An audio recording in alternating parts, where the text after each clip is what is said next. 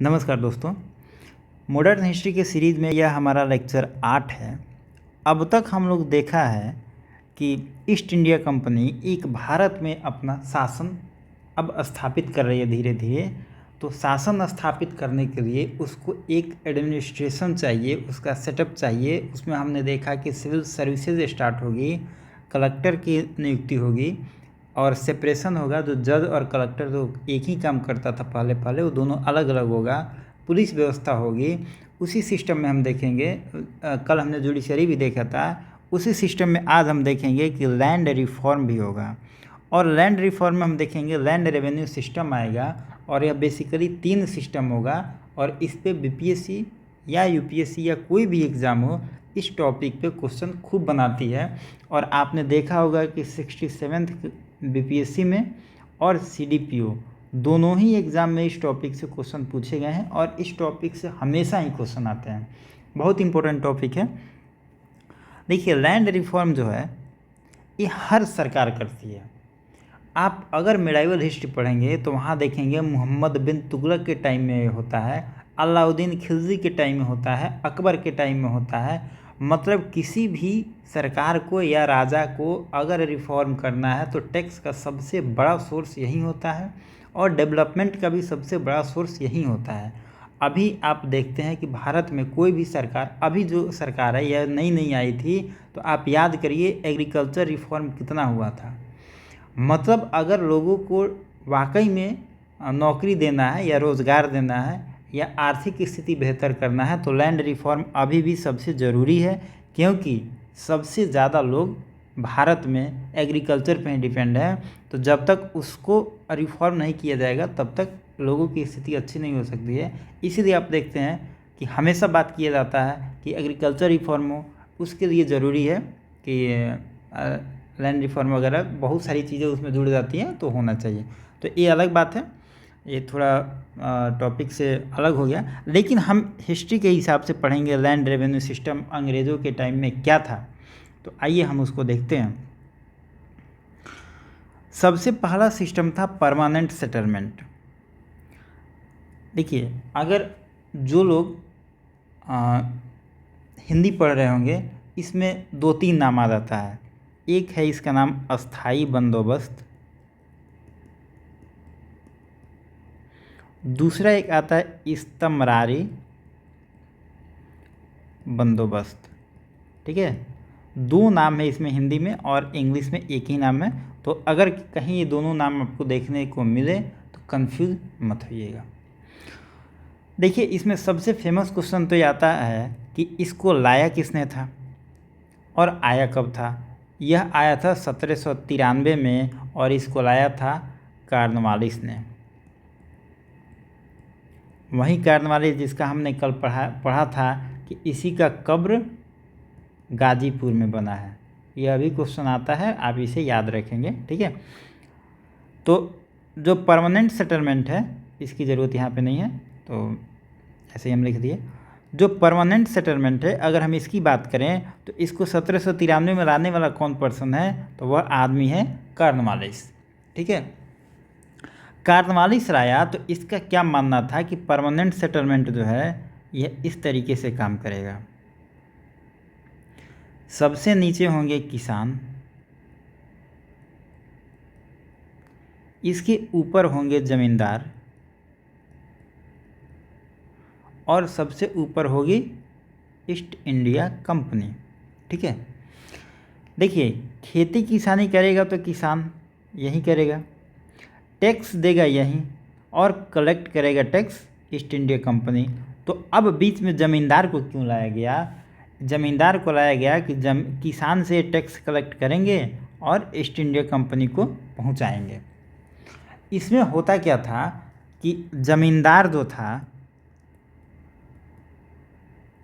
अगर 100 रुपया tax collect करेगा तो 100 रुपया का 89 रुपया कंपनी को देगा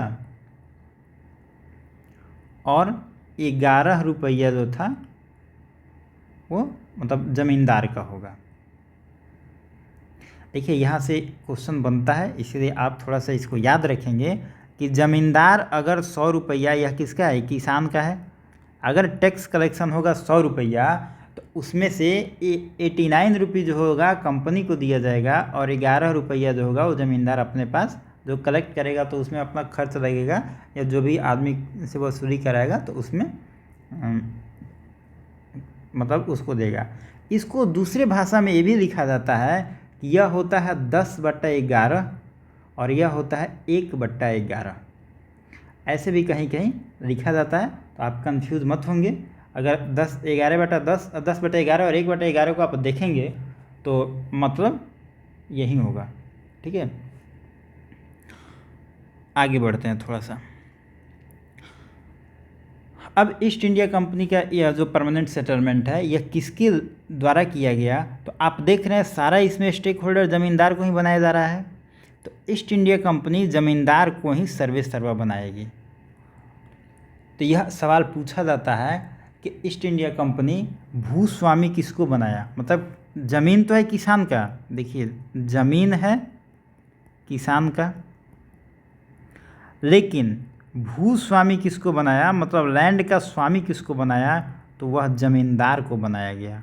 और यह क्वेश्चन आपसे पूछा जाता है कि परमानेंट सेटलमेंट में भूस्वामी किसको बनाया गया, तो वह ज़मींदार को बनाया गया, क्योंकि ज़मींदार जैसे चाहता था वैसे इन पे नियंत्रण करता था। ये हम आगे देखेंगे कैसे कैसे होता था।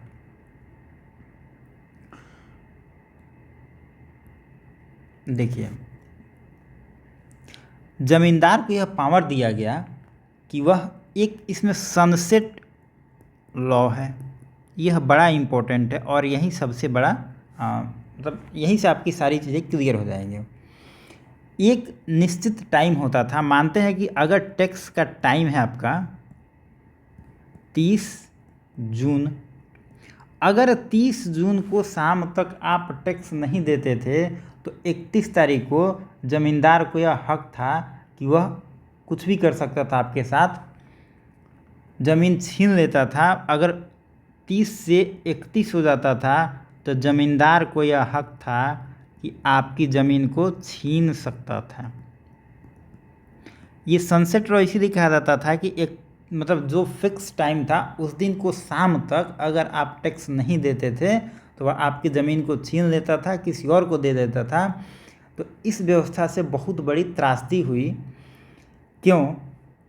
क्योंकि देखिए जो किसान होते हैं वो एक गरीब होते हैं, मतलब गरीबी किसान होता है, तो ज़रूरी नहीं है कि आप जो टाइम फिक्स कर दिए उस टाइम पीरियड में हो ही जाए। तो हमेशा कई बार देखा जाता था कि किसानों को इस लॉ से बहुत नुकसान होता था। और जो ज़मींदार होते थे, तो यहाँ पे जैसे आप देखेंगे कि ज़मींदार ये गांव के लोग नहीं होते थे, ये ईस्ट इंडिया कंपनी के वफादार लोग होते थे। और जब ईस्ट इंडिया कंपनी, अब जैसे देखिए आपका कोई गांव होगा, ये XYZ गांव है, कोई गांव हो गया। अब हम कह रहे हैं कि अंग्रेज़ इसको डिप्यूट करेंगे ज़मींदार, तो यहाँ पे बैठा हुआ है, मानते हैं इंग्लिश बैठा हुआ है, तो इसको संबंध किससे होगा? ये कोई किसान से तो होगा नहीं, कोई बड़े आदमी से होगा।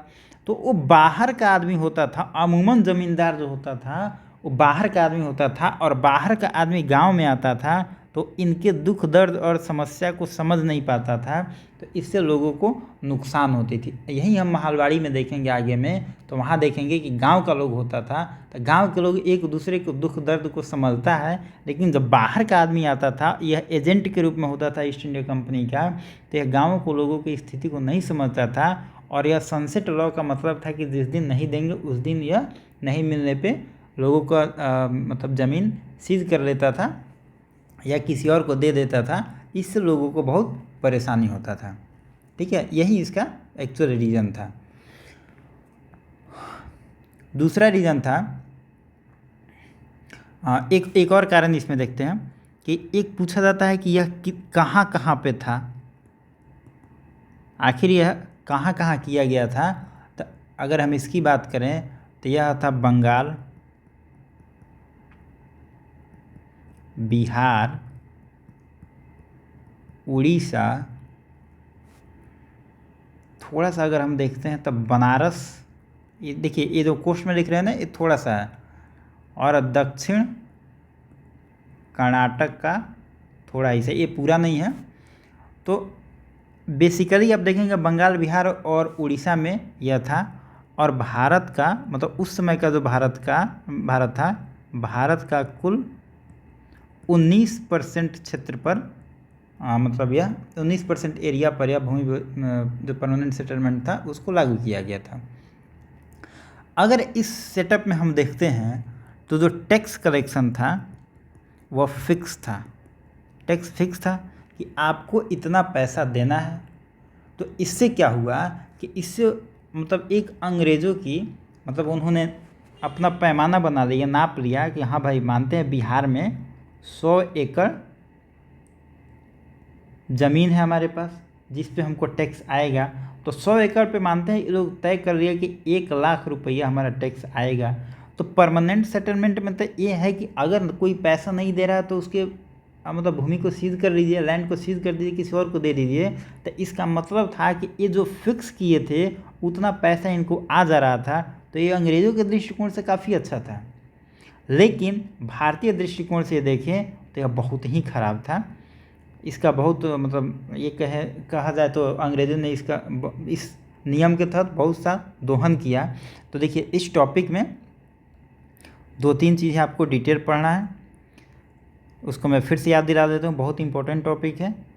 एक तो 1793 में कॉर्नवालिस इसको लेके आता है, ठीक है। ईस्ट इंडिया कंपनी और किसान के बीच में ज़मींदार होते हैं और अगर 100 रुपया किसान से टैक्स कलेक्शन किया जाता है तो 89 रुपीज़ कंपनी देती है और 11 रुपया ज़मींदार अपने पास रखते हैं। ये आप याद रखिएगा। भूस्वामी जो है ज़मींदार को बनाया गया। इसमें यह क्वेश्चन डायरेक्ट पूछा जाता है और प्रीवियस ईयर में पूछा गया है। तो आप इस क्वेश्चन को याद रखें कि भूस्वामी किसे बनाया गया, तो ज़मींदार बनाया गया। मैं इसको यहाँ पे डिलीट कर देता हूँ, कन्फ्यूज़न ना हो आपको, ठीक है। एक इसमें सनसेट लॉ है। देखिए कई बार एग्जाम में पूछा जाता है कि सनसेट लॉ किस मतलब नियम में, किस लैंड का जो नियम था लैंड रेवेन्यू का उससे जुड़ा हुआ है। तो आप याद रखेंगे सनसेट लॉ जो है परमानेंट सेटलमेंट से जुड़ा हुआ है। दूसरा कहाँ कहाँ ये किया गया, तो बंगाल, बिहार और उड़ीसा बेसिकली यहीं पूछा जाता है। यह बहुत कम ही आता है, फिर भी आप थोड़ा सा याद रखेंगे बनारस और दक्षिण कर्नाटक में। बनारस का मतलब पूरा यूपी नहीं है, यूपी का अभी लैंड जो होगा वो हम बाद में देखेंगे, लैंड एग्रीमेंट जो होगा। भारत का कुल 19% क्षेत्र में हुआ है और टैक्स कलेक्शन इसमें फिक्स है। बस आपसे 5-6 चीज़ें पूछी जाती है, इसको डिटेल में कर लेंगे, इससे बाहर कुछ नहीं आता है इसमें। दूसरा देखते हैं रैयतवाड़ी सिस्टम। यहाँ पे एक चीज़ छूट गया, इसको भी लिख देते हैं। एक इसमें है कि 18 इसी के आसपास में आप देखते हैं 1885 में एक एक्ट आता है, बंगाल टेनेंसी एक्ट आता है। यह अगर हम हिंदी में लिखें इसको तो किराएदार अधिनियम है। यह भी अंग्रेज़ों ने मतलब नियम लगाया था। तो यहाँ से भी क्वेश्चन बनता है, तो आप इसे याद रखेंगे बंगाल टेनेंसी एक्ट कब आता है। हालांकि जो लोग झारखंड के एग्ज़ाम दे रहे होंगे इसके बारे में उनको डिटेल पढ़ना होता है, लेकिन झारखंड बिहार का पार्ट रहा है तो यहाँ से कभी कभी क्वेश्चन ये आ जाता है, तो आप इसे भी याद रखेंगे। मतलब जितना टेक्स्ट था थोड़ा सा हम देखने की यहाँ पे कोशिश करेंगे। अब थोड़ा सा रैयतवाड़ी हम देख लेते हैं। देखिए रैयतवाड़ी में भी वही सब देखना है कि आखिर कौन लाता है, कहाँ पे आता है और इसका एक्चुअल रीजन क्या है। तो रैयतवाड़ी लाता है, ये कौन लाता है, एग्ज़ाम में आपसे पूछा जाता है। तो इसका नाम है टॉमस मुनरो। टॉमस मुनरो इसको लाता है। और देखिए यह इंडिया हो गया, तो यहाँ पे है मद्रास, मद्रास का रीजन हो गया। इधर में है आपका बॉम्बे, बॉम्बे कहिए, मुंबई कहिए, बम्बई कहिए, सब एक ही है। यह आपका पश्चिम भारत हो गया और मद्रास का एरिया जो है आपको दक्षिण भारत हो गया, ठीक है। यही दोनों जगह अगर इसके रीजन की हम बात करें तो मद्रास प्लस बम्बई। अगर मद्रास की बात करें तो पहला जगह ये है और बम्बई दूसरा है। एग्ज़ाम में आपसे कई बार पूछा जाता है कि रैयतवाड़ी सबसे पहले कहाँ पे आया, मद्रास में, और उसके बाद कहाँ पे आया, बॉम्बे में। और अगर सीधे सीधी पूछा जाए कि रैयतवाड़ी सिस्टम भारत में कहाँ पे आया, तो आप उस याद रखेंगे मद्रास और बॉम्बे दोनों जगह, लेकिन मद्रास जो है पहले होगा, आप इसको याद रखेंगे। और लाता कौन है, टॉमस मुनरो। इसमें हम देखते हैं रैयतवाड़ी में, तो रैयत किसे कहा जाता है। अगर हम रैयत की बात करें तो रैयत किसान को कहा जाता है, और यह जो होता है सिस्टम टैक्स कलेक्शन का, यह किसानों के साथ किया गया। ठीक है, तो दोनों में अंतर था। जो हमने परमानेंट सेटलमेंट देखा उसको देखा ज़मींदारों के साथ, लेकिन रैयतवाड़ी देख रहे हैं तो रैयतवाड़ी है किसानों के साथ। कभी कभी क्वेश्चन तो नहीं आता, लेकिन जनरली आप याद रखेंगे इसको कि बॉम्बे में अगर हम देखें तो इसको कौन इम्प्लीमेंट कर रहा है, एलिफिंस्टन है। जो बॉम्बे में इम्प्लीमेंट कर रहा था इसका नाम एलिफिंस्टन था, और जो मद्रास में इम्प्लीमेंट कर रहा था इसका नाम था अलेक्जेंडर रीड। यह पहली बार कहा करता है बारामहल, जगह का नाम है मद्रास में है, यहीं पे करता है बारामहल में। तो आपसे एग्ज़ाम में पूछा जाता है कि मद्रास का कौन सा जगह जहाँ पे रैयतवाड़ी सिस्टम पहली बार इम्प्लीमेंट किया गया, तो वह है बारामहल। और इसको कौन मतलब इम्प्लीमेंट कर रहा है, तो ये तो हो ही गया अलेक्जेंडर रीड, तो हम बता ही दिए, हो गया। आप थोड़ा सा याद रखेंगे कि अलेक्जेंडर रीड और टॉमस मुनरो, जनरली यही दोनों का नाम पूछा जाता है, एलिफिंस्टन का नाम नहीं पूछा जाता है, तो आप इन दोनों का नाम थोड़ा सा याद रखेंगे। अब इसका एरिया कहाँ पे था, कहाँ कहाँ पे किया गया, ये कहाँ किया गया, अगर हम इसको देख लें तो इसका भी एरिया मैंने ऊपर बता ही दिया। मद्रास, बम्बई, सिंध और असम का कुछ एरिया है वहाँ पे किया गया। देखिए एग्ज़ाम में अब ये नहीं पूछेगा आपसे कि नॉर्थ ईस्ट के किस भाग में या बिहार के पूर्वोत्तर भारत के किस भाग में किया गया। सिंध और असम पे क्वेश्चन बहुत कम पूछता है। आप जनरली इन दोनों को याद रखेंगे, और ये चारों अगर याद हो तो अच्छी बात है, लेकिन ये दोनों बहुत इंपॉर्टेंट है, इन दोनों का आप याद रखेंगे। अगर हम इसकी बात करें तो भारत के कुल 51% जगह पे, मतलब 51% भाग पे रैयतवाड़ी सेटलमेंट को लागू किया गया था, और ऊपर मैंने बता ही दिया कि यह किसानों के साथ किया गया था।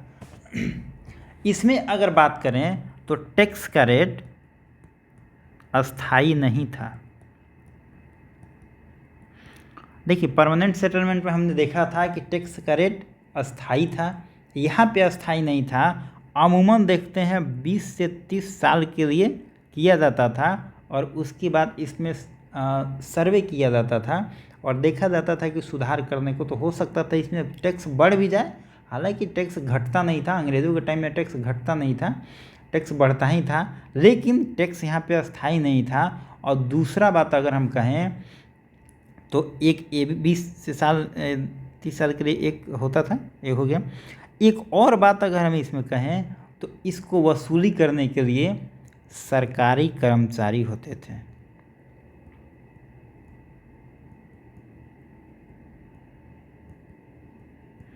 वसूलते थे। परमानेंट सेटलमेंट में क्या था कि उसमें ज़मींदार वसूलते थे, तो कंपनी को कोई मतलब नहीं था कौन वसूल रहा है, और अपना 11% टैक्स काट के 89% कंपनी को दे देता था।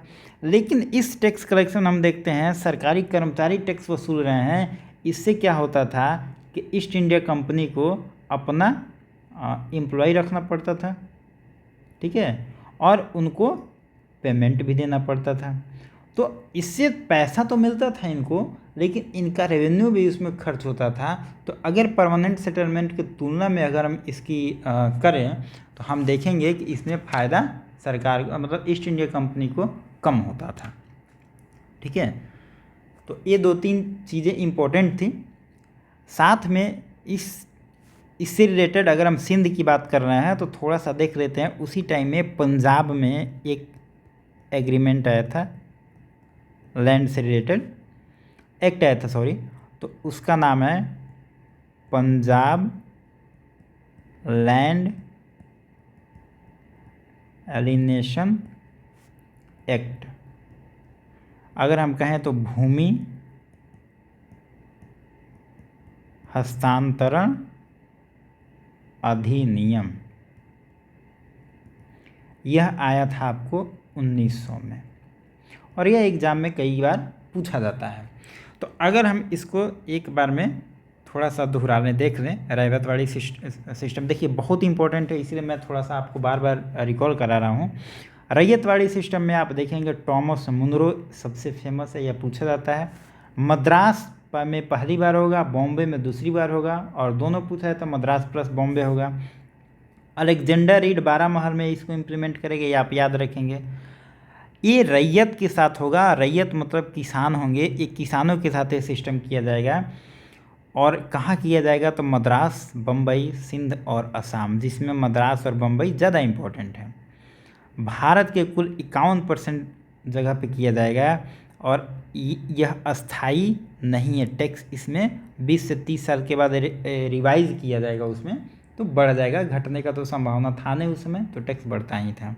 इसमें सरकारी कर्मचारी वसूलते थे, हालांकि वो इम्पोर्टेंट पॉइंट नहीं है, फिर भी मैंने बता दिया। और पंजाब में यह एक एक्ट आया था 1900 में, आप इन सब चीज़ों को याद रखेंगे, इतना इसमें काफ़ी है। अब हम दूसरा बात करें, इसके बाद क्या है, हाँ, महालवाड़ी सिस्टम। देखिए महालवाड़ी सिस्टम भी सेम इसी तरह है। थोड़ा सा आप जब भी पढ़ें तो परमानेंट और रैयतवाड़ी, ये दोनों पे ज़्यादा फोकस करें। महालवाड़ी से क्वेश्चन कम आता है और ये छोटा है भी। परमानेंट को और रैयतवाड़ी को दोनों को टेबल में लिख लें, किसमें टैक्स अस्थाई था, किसमें अस्थाई नहीं था, किसमें ज़मींदार थे, किसमें सरकारी मतलब एम्प्लॉई आते थे। इसमें टैक्स इसका एरिया था 19%, इसका एरिया था 51%। तो आप इस तरीके से थोड़ा टेबल बना लेंगे तो आपको समझने में ज़रूरी होगी, क्योंकि यह जो टॉपिक है बहुत इंपॉर्टेंट है, आप इसे ध्यान से पढ़ेंगे। अब थोड़ा सा हम महालवाड़ी को देख लेते हैं।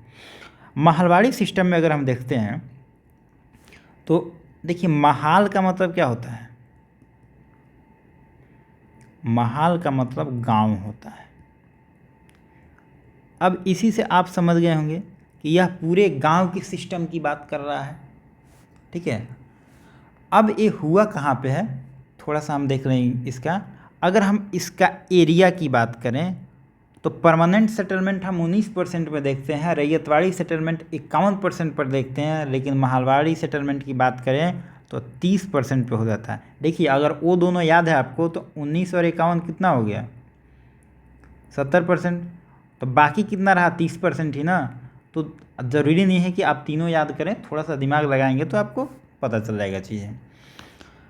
1801 में पहली बार अवध में इसको स्टार्ट किया गया, ठीक है। और फिर उसके बाद हम देखते हैं कि मराठा में स्टार्ट कर दिया गया, और उसके बाद हम देखते हैं इसको पंजाब में भी शुरू कर दिया गया। तो अगर हम इसके एरिया की बात करें तो इसका एरिया है पंजाब, मराठा और अवध। देखिए हमने यूपी के बारे में बोला था, यूपी में एक बनारस जगह है, बनारस में देख रहे हैं परमानेंट सेटलमेंट है, लेकिन अवध का एरिया है, वहाँ पे देख रहे हैं महालवाड़ी सिस्टम है, ठीक है। तो थोड़ा सा इन चीज़ों को याद रखेंगे कि कौन कहाँ पे है। हम पूरे यूपी की बात नहीं कर रहे हैं, हम अवध अलग और बनारस अलग की बात कर रहे हैं। अब हम इसमें देखते हैं कि इसमें कौन कौन से अधिकारी इन्वॉल्व हैं जिन पर क्वेश्चन पूछा जाता है। अगर ये पूछा जाए कि किसके टाइम में आया, कौन अधिकारी थे उस समय, तो इसमें होगा हॉल्ट मैकेंजी था, और साथ में था मार्टिन वर्ल्ड, ठीक है। इन दोनों का नाम पूछा जाता है, आप इसे याद रखेंगे। हालांकि आने वाले टाइम में इसमें अमेंडमेंट होगा, तो वो सब आपको जीएस में नहीं पढ़ना है, वो ऑप्शनल का टॉपिक है, जब आप ऑप्शनल पढ़ेंगे तो होगा, लेकिन जीएस में आपको इतना ही पढ़ना है। तो यह अगर हम इसकी बात करें, यह जो सेटअप था लैंड का, इसमें एक पूरे गांव से सेटअप किया जाता था। तो एक मुखिया को, गांव का जो मुखिया होता था उसको हेड माना जाता था। और देखिए, खेती तो हर आदमी इंडिविजुअल करेगा, लेकिन जब टैक्स देना होगा तो गांव के मुखिया को पूरा जिम्मेदारी दी गई थी। इसमें जिम्मेदारी दी गई थी इसमें कि वह मुखिया होगा जो टैक्स कलेक्ट करेगा और वह मतलब टैक्स को ईस्ट इंडिया कंपनी तक पहुंचाएगा। इसमें टैक्स का जो रेट था वो फिक्स नहीं था। ये भी कुछ दिनों के बाद उतार चढ़ाव इसमें किया जा सकता था, मतलब घटाया या बढ़ाया जा सकता था। यह देखिए, कहने की बात है, घटाया बढ़ाया जा सकता था, जनरली बढ़ता ही था। ठीक है, हमने जो परमानेंट सेटलमेंट में कहा था कि जो ज़मींदारों के साथ जिम्मेदारी दी गई थी, तो ज़मींदार कहाँ के थे? बाहर के आदमी आते थे। अब बताइए, आपका घर मानते हैं आरा में है, आरा में आपके गांव के कोई एक आदमी मुखिया है, मानते हैं कोई एक्स मुखिया है। अब गांव के इनको बना दिया गया कि आप टैक्स कलेक्ट करिएगा और पटना पहुंचाइएगा। तो इनके पास आप मानते हैं 30 तारीख तक टैक्स कलेक्ट करना नहीं भी होगा, तो आपके जो चाचा हैं, भाई हैं, जो भी रहेंगे, गांव के रिश्तेदार होंगे या कुछ नहीं होंगे, तब भी ये आपकी दर्द को समझते हैं और यह आप पे सनसेट रूल लागू नहीं करेंगे। क्योंकि गांव के लोगों को समझता है, आपका पड़ोसी जो आपको समझता है, मानते हैं अगर ये सनसेट लॉ आप पे लागू भी करेंगे तो गांव के और लोग इन पे प्रेशर क्रिएट करेगा कि भाई उसको मजबूरी है, 1-2 दिन उसको वक्त दिया जाए। ठीक है, और यही चीज़ें इसमें हो रही है। जो मुखिया हैं वो प्रेशर क्रिएट नहीं करेगा, यहाँ पे सनसेट रूल का कोई मतलब लॉजिक नहीं बनेगा। लेकिन अगर आप सोचिए कि आरा में किसी सुदूर गांव में आप रहते हैं और टैक्स कलेक्ट करने अगर पटना का कोई आदमी आता है, तो वह आपको क्या ही जानता है, आपसे उसको क्या मतलब, आपके दुख दर्द से क्या मतलब। घोड़ा पे चढ़ के आएगा, सोचिए उस समय तो कार था नहीं, घोड़ा पे पटना से चढ़ के आएगा और उसको तो बस रेवेन्यू चाहिए, लेगा, नहीं दीजिएगा तो जो नियम है वो नियम को पालन करेगा और घोड़े पे चढ़ के चला जाएगा। आपका मतलब जो ज़मीन होगा वो गिरवी रख देगा किसी के हाथ। तो यही दिक्कत था परमानेंट सेटलमेंट में कि वहाँ पे ज़मींदार बाहरी होते थे, तो जो गरीब किसान होते थे उनको बहुत दिक्कत होती थी और सनसेट लॉ से बहुत किसानों की ज़मीन छीन ली जाती थी। लेकिन यहाँ पे अगर हम बात करें महालवाड़ी का, तो यहाँ गांव का मुखिया होता था। तो गांव का मुखिया गांव का आदमी था, तो गांव के दुख दर्द को समझता था। यहाँ पे इस टाइप की कोई समस्या नहीं थी, टैक्स कलेक्शन भी फिक्स नहीं था। अगर आप कम भी देते थे तो वो मैनेज हो जाता था। मेरा मतलब यहाँ पे काम सब मैनेज हो रहा है, तो आप कहेंगे कि यह बहुत मतलब लिबरल व्यवस्था थी। महालवाड़ी जो व्यवस्था थी वह बहुत लिबरल थी। और सबसे ख़तरनाक व्यवस्था था परमानेंट सेटलमेंट, क्योंकि उसमें सब चीज़ एक फिक्स टाइम पे होता था। ठीक है, और फिक्स टाइम पे देखिए, अभी सब चीज़ें फिक्स टाइम पे, कुछ चीज़ें ठीक लगती है, लेकिन एग्रीकल्चर में सब चीज़ें फिक्स टाइम पे हुई ज़रूरी नहीं है। अब फसल ही नहीं हुआ तो आप फिक्स टाइम पे कहाँ से कलेक्शन लीजिएगा, तो वहाँ पे थोड़ा समस्या था। जनरली यह अब आपके दिमाग में आ रहा होगा कि आखिर अंग्रेज़ों ने ऐसा क्यों किया, कि महालवाड़ी व्यवस्था यहाँ पे क्यों किया। इनका मानना था, अंग्रेज़ मानते थे कि यह जो एरिया था पंजाब, मराठा और अवध का जो एरिया है, इस एरिया में गांव के लोगों में यूनिटी थी। और यहाँ पे यूनिटी में अगर एक आदमी को सनसेट लॉ के तहत हम कर लेते हैं तो हो सकता था यहाँ पे रिवोल्ट हो जाए। ठीक है, मराठा बहुत शक्तिशाली हैं, इनको भले हरा दिए हैं, संधि किए हैं, लेकिन मराठा में यूनिटी है, पंजाब में यूनिटी है। तो यहाँ पे लोग सोचते हैं कि जहाँ पे यूनिटी है वहाँ पे हम महालवाड़ी सेटअप कर देते हैं कि गांव के लोगों को ही हम दे देते हैं, वहाँ पे हम अपना एजेंट नहीं भेजेंगे। हम अपना एजेंट अगर भेजेंगे और वो सनसेट रूल लागू किया तो यहाँ के गांव वाले रिवोल्ट कर देंगे और फिर हमको लड़ाई लड़ना होगा। और लड़ाई में क्या होता है, रेवेन्यू खर्च होता है, पैसा खर्च होता है। तो हमारे जो पैसा आ रहा है, हमारा मकसद यहाँ लड़ाई करना तो है नहीं, मतलब ईस्ट इंडिया कंपनी का मकसद क्या था कि ज़्यादा से ज़्यादा पैसा कमाना। अगर लड़ाई लड़ेगी अवध मराठा से तो फिर पैसा इनको खर्च करना पड़ेगा, तो इसीलिए यहाँ पे सोचते थे थोड़ा सा कम ही रेवेन्यू आए लेकिन शांति से काम चले। यहाँ पे महलवाड़ी करते हैं और परमानेंट सेटलमेंट का जो एरिया था बंगाल और बिहार, वहाँ पे इनका पूरा नियंत्रण था। तो इन्होंने विश्वास था कि जब पूरा नियंत्रण है, वहाँ पे इनकी पुलिस रहती थी, तो वहाँ पे विरोध नहीं होगा, तो वहाँ पे इन्होंने परमानेंट सेटलमेंट लागू किया।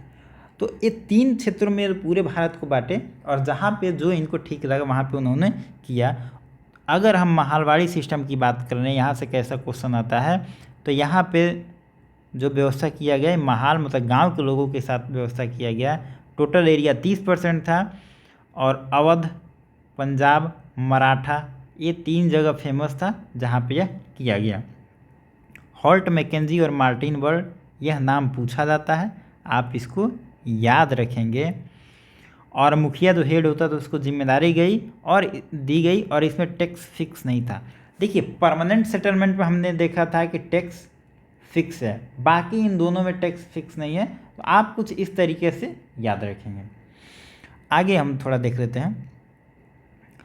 देखिए अब एक ड्रेन ऑफ वेल्थ एक थ्योरी है, इसकी बहुत चर्चा होती है।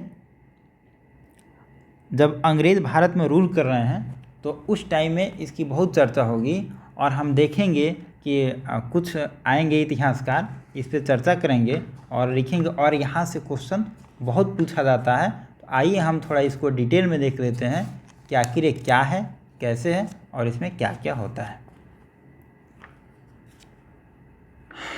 ठीक है, तो ये है क्या, इसमें अगर आप पढ़ेंगे तो आपको 2-3 चीज़ें देखने को मिलेगा। एक होम चार्ज मिलेगा आपको पढ़ने को। होम चार्ज क्या है, देखिए आप बिपिन चंद्र पढ़ेंगे तो वहाँ पे होम चार्ज का जिक्र करते हैं। तो होम चार्ज ये है सेक्रेटरी ऑफ स्टेट, मतलब राज्य सचिव। यहाँ पे इंग्लैंड है, ठीक है। इंग्लैंड का अगर उस समय बात करें तो दुनिया में 5 कॉलोनी हैं, तो उसमें एक भारत भी है। तो अब इसको इतना फुर्सत तो है नहीं कि इंग्लैंड का जो प्राइम मिनिस्टर या रानी या जो भी है, हेड है इसका जो भी है, उसको इतना फुर्सत तो है नहीं कि सब भारत का मतलब खबर रहे यहाँ गवर्नर से, यहाँ भी गवर्नर 2-3 को, तो कैसे करेगा। तो यहाँ पे एक एक्स आदमी को रखा है, यहाँ वाई आदमी को रखा है, ये जेड आदमी को रखा है, ए आदमी, ये बी आदमी रखा है। हर स्टेट के लिए अपने सरकार का एक मंत्री को डिप्यूट कर दिया है कि आप जो एक्स पर्सन है इंडिया के चीज़ों को देखिएगा, आप जो ए पर्सन है वो मानते हैं अमेरिका को चीज़ों को देखिएगा। ऐसा ही कर दिया था। तो जो इंडिया के चीज़ों को देखता था उसको हम कहते हैं सेक्रेटरी ऑफ स्टेट, ठीक है। चीज़ को समझ गए, सेक्रेटरी ऑफ स्टेट वही है जो भारत के चीज़ों को देखता था और ब्रिटेन का एक मंत्री होता था, मतलब जो सरकार रहती थी, सरकार में एक मंत्री होता था, उसे हम कहते थे सेक्रेटरी ऑफ स्टेट। और यह भारत में गवर्नर जनरल को मतलब लीड करता था और सारा डायरेक्शन उसी के थ्रू यहाँ पे आता था। तो अब इसका ऑफिस है, इसका ऑफिस है लंदन में। अब इस पे जितना खर्च आता था सारा खर्च भारत से जाता था और ब्रिटिश ईस्ट इंडिया मानती थी कि हम इस पोस्ट को क्रिएट किए हैं आपके लिए, काम कर रहा है आपके लिए, लेकिन ये भारत के लिए काम क्या कर रहा था, तो भारत के लिए केवल रूल बना रहा था। और जो रूल बनता था उसे क्या होता था, भारत का शोषण होता था। तो भारत के लोग बोलते थे कि आप सेक्रेटरी ऑफ स्टेट जो रखे हैं इसके कारण तो भारत का और दोहन हो रहा है और इसके ऑफिस में जितना खर्च हो रहा है सारा भारत को देना पड़ता था। इसका एक मतलब है। दूसरा एक और मतलब है, होम चार्ज का एक और मतलब है कि भारत में जितने ब्रिटेन के कर्मचारी होंगे, ऑफिसर होंगे, जितने भी एम्प्लॉय होंगे, सारा का वेतन, खर्च, रहने का जो भी इन पे खर्च आएगा सारा भारत से दिया जाएगा। अब भारत में ब्रिटेन के कर्मचारी हम मानते हैं 100 तो होगा नहीं, ज़्यादा होगा, मान लेते हैं 100 है। तो ये क्या कर रहा है, ये भारत में व्यापार कर रहा है, भारत का यहाँ से पैसा लेके मतलब सामान खरीद के वहाँ बेच रहा है और शोषण कर रहा है, दो ही तो काम हो रहा है। तो ये भारत के हित में तो हो नहीं रहा है, ये दोनों हो रहा है भारत के खिलाफ और पैसा भी ले रहा है भारत से ही। तो कुछ लोगों ने कहा कि भाई ये तो बहुत ही ख़राब है, ये दोनों जो है भारत को लूट रहे हैं और आप इनको पेमेंट भी भारत से ही दे रहे हैं, तो कहीं ना कहीं यह बहुत ख़राब सिस्टम है। और इसी को कहा गया होम चार्ज। अगर आपसे एग्ज़ाम में पूछा है कि होम चार्ज क्या है, तो आप इन दोनों को इंक्लूड कर देंगे, दोनों को मिला देंगे, यही है होम चार्ज। एक चीज़ यहाँ पे और देख लें, ड्रेन ऑफ वेल्थ ये थ्योरी है, इसका अर्थ क्या होता है? अगर आप हिंदी में पढ़ेंगे तो इसका 2-3 मीनिंग होता है। एक होता है अपवाह सिद्धांत, एक होता है आर्थिक दोहन, एक होता है निकास सिद्धांत। तो देखिए, अगर आपको तीनों में से कुछ भी मिले, आप मान के चलेंगे ड्रेन ऑफ वेल्थ थ्योरी की बात कर रही है। धन का एक और नाम है इसका, धन का निर्गमन सिद्धांत। ठीक है, हिंदी में यही थोड़ा सा दिक्कत हो जाता है, चीज़ें एक ही होती है और 4 लोग लिखता है तो उसका 4 मतलब तरीके से लिखता है। इंग्लिश में एक ही है ड्रेन ऑफ वेल्थ। तो कहने का मतलब है कि ये सब एक ही है। अगर आपको ऐसा कुछ भी मिले तो ऐसा नहीं कि कंफ्यूज हो जाइएगा, थोड़ा सा एक बार इंग्लिश वाला देख लीजिएगा। तो ड्रेन ऑफ वेल्थ में यही है कि भारत से जो संपत्ति है वो विदेशों में जा रही है। इसी पे कुछ लोगों ने, हिस्टोरियन लोगों ने अपना अपना पक्ष लिखा और वही पक्ष को हम इस टॉपिक में देखते हैं। और यह टॉपिक जो है बीपीएससी के लिए बहुत इम्पोर्टेंट है। दूसरा आपको इसमें मिलेगा ट्रेड। हम शुरू में देखते हैं जब यूरोपीय आते हैं भारत, तो ये क्या करते हैं, ये भारत है, यहाँ से सामान खरीद के लेके जाते हैं बाहर। तो सामान खरीदने के लिए वो बुलियन लाते हैं, सोना चांदी। तो इंग्लैंड यहाँ पे है तो मानते हैं इंग्लैंड से वो लाते हैं, यहाँ से सामान खरीदते हैं, फिर यहाँ लेके जाते हैं। मानते हैं 100 रुपया लेके यहाँ से चले, 100 रुपये का यहाँ सामान खरीदे और यहाँ पे लेके गए तो इनको फ़ायदा हुआ, मानते हैं 1000। तो इनका फ़ायदा हुआ 10 गुना। लेकिन अब देखिए, अब कंडीशन बदल गया है। अब देखिए क्या हो गया है, अब अंग्रेज़ यहाँ से चलते हैं 0 रुपया लेके। ठीक है, इनको कोई पैसे की ज़रूरत नहीं है। इंडिया में आते हैं और इंडिया में टैक्स कलेक्ट करते हैं, यहाँ से वो कमा लेते हैं 100 रुपया और यहाँ से सामान खरीदते हैं और जाके इंग्लैंड में इसको बेच देते हैं 1000 में। अब बताइए इनको प्रॉफिट कितना हुआ, 1000। और इनका ये हो गया प्रॉफिट और इनका लागत कितना था, 0। मतलब अब जो ये सिर्फ प्रॉफिट कमा रहे हैं, तो ट्रेड में इनको बहुत ज़्यादा फ़ायदा पहुंच रहा है। और इसी चीज़ को मैंने कल बताया था, 1773 के रेगुलेटिंग एक्ट आने से पहले वहाँ की पार्लियामेंट में आवाज़ उठती है और वहाँ पे कहा जाता है कि ईस्ट इंडिया कंपनी को भारत जो मिला है वह एक अलादीन का चिराग मिल गया है। मतलब, और ये भी भारत सोने की चिड़िया थी भी। तो यही सब ट्रेड में आप पढ़ेंगे कि ट्रेड में इनको बहुत ज़्यादा फ़ायदा हो रहा है। तो यहाँ से भी क्वेश्चन बनता है। तीसरा अगर हम बात करें तो एक आता है आपको इम्पीरियल प्रेफरेंस। ये क्या है, इसके बारे में भी क्वेश्चन पूछा जाता है। इम्पीरियल प्रेफरेंस है कि अगर ब्रिटेन से कोई वस्तु भारत आएगी तो टैक्स 0 होगा। मतलब यहाँ से अगर कुछ जा रहा है तो उस पर तो टैक्स लग ही नहीं रहा है। अगर ब्रिटेन की सामान अगर यहाँ पे आए बेचने के लिए, वहाँ पे मानते हैं 10 रुपया रेट है और यहाँ पे इंडिया में वह चीज़ आ रही है, तो टैक्स लगा के अगर इसको 12 रुपया कर दिया गया तो बिकेगा नहीं। इसको टैक्स फ्री कर दिया जाता था कि यह यहाँ पे भी 10 रुपये में बिके, तो सस्ता चीज़ रहेगा तभी तो बिकेगा। अभी भी देखिए हर कंट्री का यही रीज़न है कि जब भी भारत में कुछ होता है कि चाइना से या बाहर से कुछ चीज़ें डंपिंग हो जाती है, तो चाइना क्या करता है, इंडिया क्या करता है, टैक्स बढ़ा देता है। चाइना का जो चीज़ है 10 रुपये का, यहाँ आते आते उस पर मानते हैं 50% टैक्स बढ़ा दिया, हो गया 15 रुपये का। तो यह एक मतलब ट्रेड का एक स्ट्रेटजी है जो इकोनॉमी में अपनाया जाता है। और यही होता था इम्पीरियल प्रेफरेंस क्या है कि ब्रिटेन से अगर कोई वस्तु भारत आएगा तो उसका टैक्स हो जाएगा जीरो, उस पर जीरो टैक्स लगाया जाएगा, इससे वह सामान यहाँ पे सस्ती रहे और लोग ज़्यादा खरीदें। ठीक है, ये 3 चीज़ें आपको पढ़ने को मिलेगी जब आप ये थ्योरी पढ़ेंगे वहाँ पे। अब देखिए इस थ्योरी के बारे में हम देखते हैं, कुछ लोगों ने अपना स्टेटमेंट दिया है, उसको भी देख लेते हैं। ये हमको पता कैसे चला कि ड्रेन थ्योरी मतलब एग्जिस्ट कर रही है भारत में, यहाँ से पैसा विदेश में इंग्लैंड जा रहा है, आखिर ये कौन बताया? तो अगर हम इसकी बात करें तो ये सबसे पहले बताते हैं हमको दादा भाई नौरोजी। यह सबसे पहले हमको बताते हैं, इनके बारे में थोड़ा सा हम पहले डिटेल में देख लेते हैं। यह 1866 में एक एसोसिएशन बनाते हैं, east India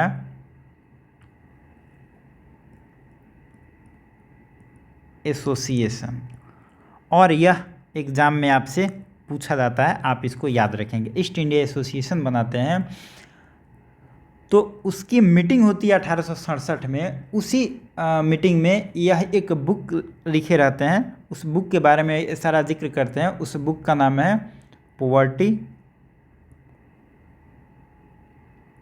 and un British rule in India. यह आप याद रखेंगे, बहुत इम्पोर्टेंट बुक है।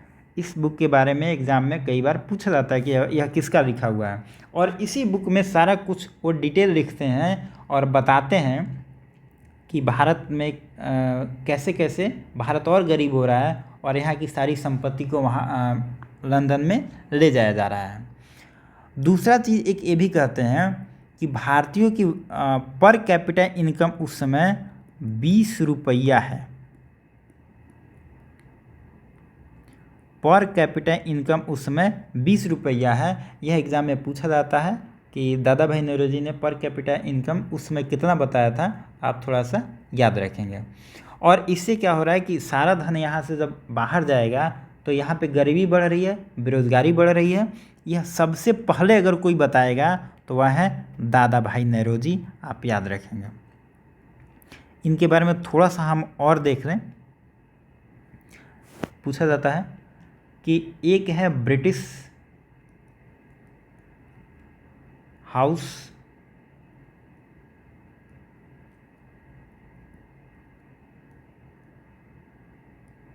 ऑफ कॉमन्स, इसमें ये पहली बार चुनाव लड़ते हैं और जीतने वाले भारतीय बनते हैं।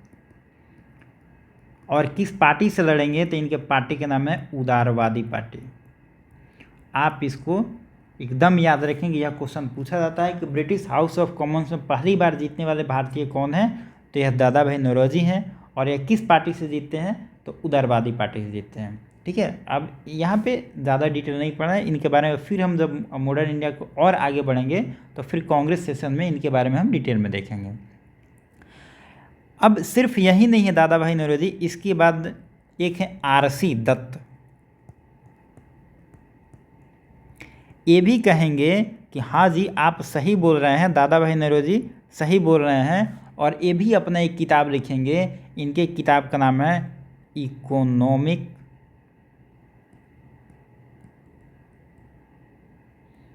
History of India. यह 2 वॉल्यूम में बुक होगा, वॉल्यूम 1 और वॉल्यूम 2। तो अगर आपसे पूछा है कि इकोनॉमिक हिस्ट्री ऑफ इंडिया का वॉल्यूम 2 किसने लिखा है तो कंफ्यूज मत होइएगा, दोनों यही लिखे हैं आरसी दत्त। ये भी अपने किताब में यही बात कहते हैं कि हाँ जो आप बात बोल रहे हैं सही है, और उन्हीं के पक्ष को थोड़ा सा अपनी भाषा में इलैबोरेट करके ये लिखते हैं। मकसद वही रहता है कि भारत का जो संपत्ति है अंग्रेज विदेश में ले जा रहे हैं और इसे भारत को गरीबी और मतलब बेरोजगारी में ढकेल रहे हैं। तीसरा एक और राइटर हैं, इनका नाम है महादेव गोविंद रानाडे, ये भी एक अपना बुक लिखेंगे। इनके बुक का नाम है एस्से ऑन इंडियन इकोनॉमी। इस बुक में ये भी वही चीज़ लिखेंगे ड्रेन थ्योरी के, लेकिन ये पक्ष में बात करेंगे। ठीक है, अब तक सभी लोग मतलब बात कर, ये जो लोग भी लिखे हैं अपना बुक, इसमें ड्रेन थ्योरी की बात करेंगे। और देखिए इसमें आपसे यही पूछा जाता है कि यह बुक का नाम बहुत इंपॉर्टेंट है। एक चीज़ और देख लेते हैं, फिर ऊपर से आपको डिटेल में एक बार बता देंगे। आप इसमें एक चीज़, दो चीज़ इसमें याद रखना है। एक है आपको सर सैयद अहमद खां, जो बड़ा इंपॉर्टेंट है। सर सैयद अहमद खां, आपसे हमेशा इनका नाम पूछा जा सकता है, ऐसा पूछा भी जाता है। यह अंग्रेज़ों के वफादार हैं।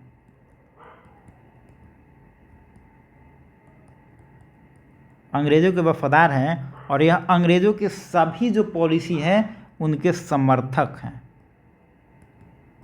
तो यह कहेंगे कि ऐसा कुछ नहीं है, ड्रेन थ्योरी वगैरह जो आप लोग बोल रहे हैं ऐसा कुछ नहीं है, क्योंकि यह अंग्रेज़ों के वफादार हैं। तो अगर इन सब में नाम पूछा जाए कि सर सैयद अहमद खां ड्रेन थ्योरी के सपोर्ट में है कि नहीं, तो आप कहेंगे कि ड्रेन थ्योरी के सपोर्ट में सर सैयद अहमद खां, और इनका मानना था कि अंग्रेज़ जो कर रहे हैं वो भारतीयों के उत्थान के लिए सही कर रहे हैं। तो आपसे एग्जाम में पूछा जाता है कि अंग्रेज़ों के वफादार कौन थे, तो सर सैयद अहमद खां का नाम लेंगे।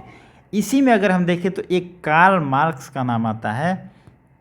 ये भी अपना स्टेटमेंट देंगे उस समय, और यह कहेंगे जो अंग्रेज़ों की नीति है भारत में बहुत ही घिनौनी नीति है।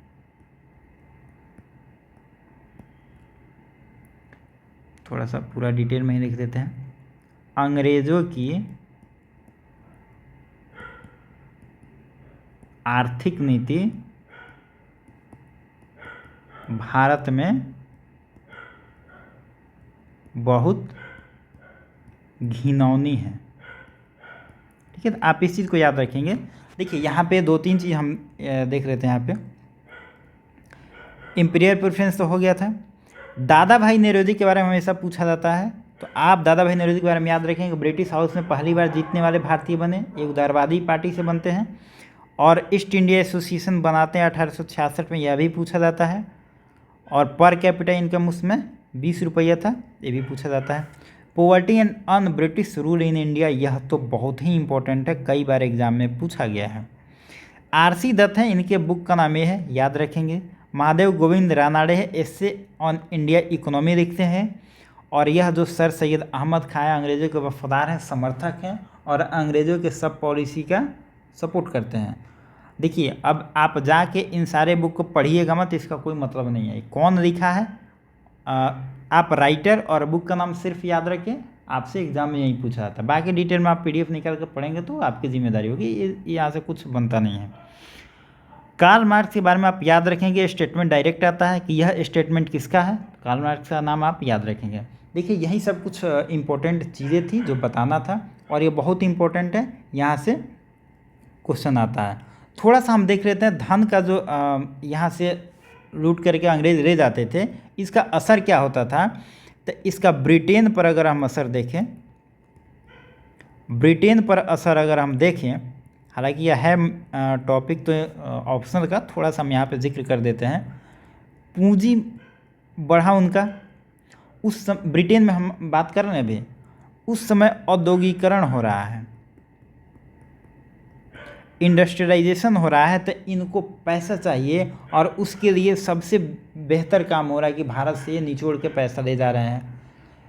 तीसरा काम हुआ, ब्रिटेन अब आधुनिक बन गया, ब्रिटेन के पास पैसा, इंडस्ट्रियलाइजेशन हो रहा है और पूंजी भारत से जा रहा है, तो यह एक आधुनिक मॉडर्न ब्रिटेन बनता है उसी समय। तो अगर आपसे पूछा जाए कि ब्रिटेन बनने में सबसे ज़्यादा योगदान, ब्रिटेन को आधुनिक बनने में किसका योगदान सबसे ज़्यादा है, तो वह भारत का योगदान है। अब देख लेते हैं भारत पर इसका असर क्या होगा। जब भारत से दोहन हो कि भारत का पैसा लंदन जाएगा, तो भारत में क्या होगा, पूंजी की कमी होगी। ये जो यहाँ पे हुआ है सब चीज़ यहाँ पे उल्टी हो जाएगी, औद्योगिकरण यहाँ हो रहा है तो यहाँ पे औद्योगिकरण इंडस्ट्रियलाइजेशन कम होगा। दूसरे में भारत में देखेंगे गरीबी बढ़ेगी, भूखमरी बढ़ेगी और अशिक्षा तो बढ़ ही रही है, बेरोजगारी बढ़ेगी और टाइम टाइम पे आप देखेंगे तो अकाल आएगा। मतलब भारत जितना कंगाल हो रहा है उतना ही ब्रिटेन मालामाल हो रहा है, इसका मतलब यही है। तो ये टॉपिक यहाँ पे ख़त्म होता है। आप इस टॉपिक को ध्यान से पढ़ेंगे क्योंकि ये दोनों टॉपिक जो था इकोनॉमिक एंगल वाला और लैंड रिफॉर्म वाला, दोनों से एग्जाम में क्वेश्चन पूछा जाता है। आपके लिए एक होमवर्क है, ये अच्छा क्वेश्चन है, आप इसे ट्राई करें। ब्रिटिश भारत में रैयतवाड़ी व्यवस्था, राजस्व मतलब लैंड का जो व्यवस्था था, कहाँ प्रचलित था, आप इसके आंसर कमेंट बॉक्स में लिखेंगे और बताएंगे। तो चलिए आज के लिए इतना ही, मिलते हैं नेक्स्ट वीडियो में। Thank you.